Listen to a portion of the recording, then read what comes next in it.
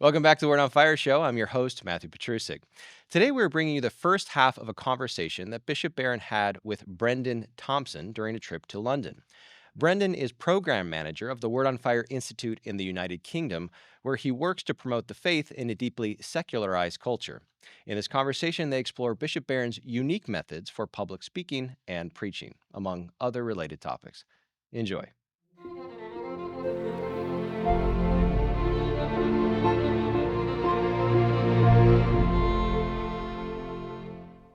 It is my pleasure to be in St. Patrick's, Soho Catholic Church in London with Bishop Robert Barron. Bishop, it's great to be with you. Brenden, good to be with you. And we're here because you're on a tour of London, on a mission of London for the week. So we'll talk a little bit about that, but I've been really excited to talk to you about your approach to public speaking and preaching. One of the best introductions I ever heard of a speaker was the speaker came on stage and they said, I want to thank God for all of the hours of prayer that this person has spent, all of the quiet study, all of the conversations that they've had that have led them to this moment. So, kind of like if you look at an iceberg, everything below the waterline. And then I was conscious as I looked through all your content, I don't think you've ever spoken, say, publicly about that kind of, under the hood of Bishop Barron's approach. And yeah. It calls to mind Fulton Sheen. And of course, we're at this place that Fulton Sheen, where he ministered when he was in England. But Sheen was asked one time toward the end of his life, he gave a sermon and someone said, Archbishop, how long did you work on that sermon? And he said, 45 years, So it's that same idea. Your whole formation in a way goes into it and you're relying on everything you've read and heard and done before. And so there is that, under the surface quality of the iceberg. But it's a subtle, complicated process, I would say, if you really dig into it, how you get ready for even a short presentation. The one I gave this morning was about 20, 25 minutes, but there's a bit of process behind that. There was, it's been attributed to various American presidents, so I'll just say anonymous, but they were asked to give a speech, and they said, how long is the speech? He said, because if it's half an hour, give me a week, couple of weeks to prepare. If it's 10 minutes, give me a month or two to prepare. Yeah. If there's no time limit, I'll begin now. That's right. So I think it leans into that sense of the distinction, I guess, is between proximate and remote preparation. So remote preparation, the cultivation of virtues, the learning of, attitudes, skills, and knowledge that helps one to be a speaker. Yeah. And then they say the proximate, I've got this talk with this particular deadline. So maybe we just scale back to the kind of remote preparation. So, you've done theological studies for the priesthood, your seminary rector, bishop. What's that kind of remote? What are some attitudes or principles that could help somebody who's trying to be a in public speaking or preaching? Remember years ago, a teacher of mine at the seminary said, preachers are like sharks, You're going through the water, and all you're doing is looking for food all the time. So and that's true though, you're always aware, I could use that. Oh yeah, that's good. That story, that insight, that perspective, that idea, that book I just read, that'd be good for. And usually which talks are coming up. And so you're in your reading. And one thing I would say, read, and read. If you're going to be a public speaker, you're trading in words. And to be immersed in the world of words and to be at home with words and to use them as tools and to love them, have a refined sense of words. That's really key, I think. But you're like a shark. You're always on the lookout, for a good image, a good idea, a good turn of phrase. Remember in, what was the movie? Shakespeare in Love, remember? And they show Shakespeare going through the town and he hears one guy yelling at the other, a plague on both your houses. And he kind of made a mental note of that. And there's something of it, I think, in public speakers. So do you have like a notebook? Do you keep them kind of analog, like a written notebook, No, or digital? I don't do that, but I would make mental notes, yeah. And I would relate things to talks I know that are coming up. So for this tour, of London, I knew the various places I'd be speaking. And I'll give you an example. So last night I spoke at Parliament, and I began with the story about Gandhi, right? The young Gandhi coming to London. Well, at the time, this is many months ago, I was reading Gandhi's autobiography for another project. And I'm reading along, and he tells this marvelous story about when he's a young kid, shy, afraid, coming to London, and then finding the Bible and finding the Sermon on the Mount. And I think, hey, that would be really good for my talk in Parliament. So I remember to my computer, I was in LA at the time, and I did write that up as a little vignette. I thought, okay, I'll use that for that talk. And there's a good organizing principle. Like Cicero talks about his kind of 5 canons of speaking or communication. So you've got invention, which is, kind of bringing that process basically of the shark, of finding the different arguments that will come to, and distilling and that processing. So, and then arrangement, so bringing it into a kind of, logical, coherent structure that makes sense. And style, memory, and delivery. And it's always struck me that particularly, and nothing against priests and preaching, but there's so much of, I guess, theological formation that means you do a lot on, let's say, invention, so the crafting of an argument, and arrangement. So you can have many wonderful university sermons. Yeah, right. But that style, memory, and delivery, what does that look like for you? Well, and I rely a lot on Aristotle's, back in his rhetoric from the ancient world. Every good speech, a persuasive speech, has to have logos. There has to be logic, arrangement, and arguments being made. And I like the word argument. It's not a popular word, but it's a good word. That every persuasive speech, and a homily is certainly that, should have an argumentative form. I don't mean contentious. I mean it's laying out a demonstration of some kind. So it has to have a logical structure. But the second thing Aristotle said is pathos. There has to be feeling. It has to be pathetic in that literal sense, that the feeling and the passion of the speaker comes through.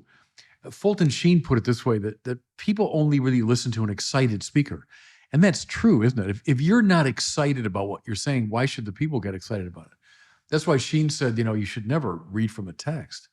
Because the answer would be, well, look, if you can't memorize the darn thing, how do you expect me to remember it? So logos, pathos, and the final thing for Aristotle was ethos. The character of the speaker has to come through, and he thought that was the most important thing.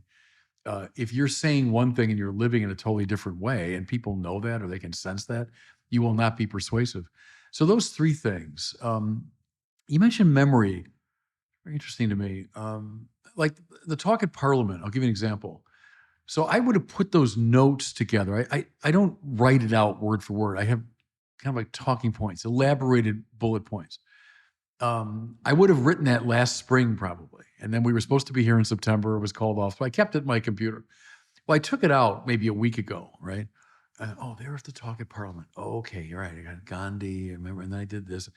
Well, then in the course of the flight over here, the course of that first full day, I basically memorized the talking points. So I had about 6 pages maybe of elaborated talking points. I like to reach the point in a talk like that. If someone just took my notes away, or hey, we lost your notes, it wouldn't bother me. And I don't think I looked at them very often last night, because I basically had them memorized. So that's what I do with let's say a 45 or 50 minute presentation. And I do use some of those old medieval memory techniques. They talk about the house of memory. You imagine a house with its different rooms, and the first part of your talk with the Gandhi. Oh yeah, come in. The Gandhi, he's in that front room, and then I go from that room into the kitchen. Oh, and that's where that next part of the paper is. And I go from the kitchen into the dining room. Oh, and that's where that third part is. And I go upstairs in that first front bedroom. That's the fourth part of my talk. So that's the house of memory, and you put the different parts of your talk in the different rooms. That's extraordinarily helpful, and that's an ancient technique. The Greek technique, yeah. But we've kind of lost that. I think maybe the computers have not helped us there. We think everything is, can be stored in a computer, but learning how to store it in your brain, and that's just a super useful way to do it. So sometimes there's maybe an immature way of thinking about it, that somehow the scriptures mean that you've got to do everything off of the cuff. And of course, there are moments, I think, when you're called to do something extemporaneously. The Holy Spirit might, guide you to kind of set aside. But have you ever been challenged on that sense of kind of memorizing things? Challenged, meaning that you shouldn't do it that way? You shouldn't do it, yeah. No, the trick is, and I learned this from Sheen, really. Sheen would speak in his television performances for about 30 minutes without a note in front of him, not reading anything, but speaking very articulately. How'd you do that? And Sheen would say, well, the hours of preparation, and what he used to do, he was a great linguist. He would speak the talk out loud in French and then in Italian to make sure he had it in his mind, the ideas. And then he would speak it through in English, and then he was ready to go on the air. I do that. So if I have if I have the outline, basically, I don't do it in the different languages, but I'll talk it out loud, like in a car or in my room, if people won't think I'm out of my mind. But I will speak it out loud and walk around the room and then try something, or, well, that word didn't work, or no, that connection wasn't properly Mhm. made. And that's how I refine it. I did some of that in London here, walking along the rock over the Thames. I was speaking some of that uh, Parliament talk out loud. So that's how I work it. And I think he also said that if you just continue to think about the ideas, you're kind of processing all of the stimulus that you're receiving, that eventually all you're doing is saying what you think. So Yeah. you don't need to, when somebody asks me what my name is or where my address, I don't need to Right. think I don't have it memorized in a sense. It's integrated. Right. But it takes an enormous amount of preparation. That's true, to reach that point where you have that freedom from the text and you've so internalized it. But you have to have the logos in place. A lot of people my generation, were taught, hey, don't get rid of that text and, just speak from the heart. And the problem with that was logos took a vacation. So it was a lot of pathos and a lot of free association. And let me tell you about my vacation. But it didn't have a logical structure, argumentative form. And see, that isn't compelling to an audience, because if you can't follow what's being said and A doesn't follow from B and from C, you lose interest. That's when you drift off. So you have to have the logos. But if you're missing pathos, same problem. Someone's droning his way through a speech and doesn't seem at all interested in his own speech. Audience won't get interested.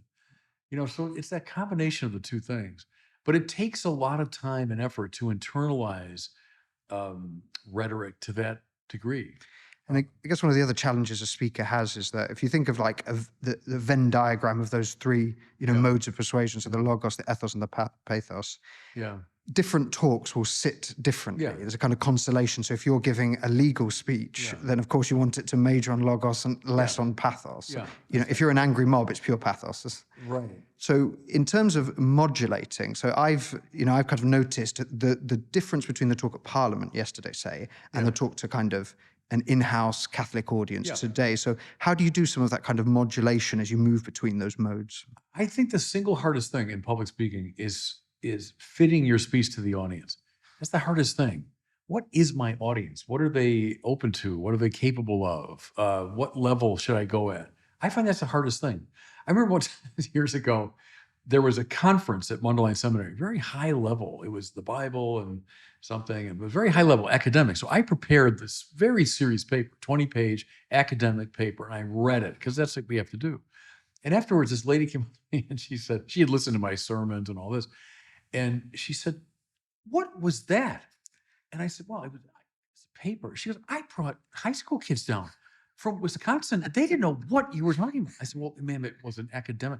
"Well, yeah, but it was a complete waste of our time." I'm sorry. But so that was an example of the speech not fitting, at least that part of my audience.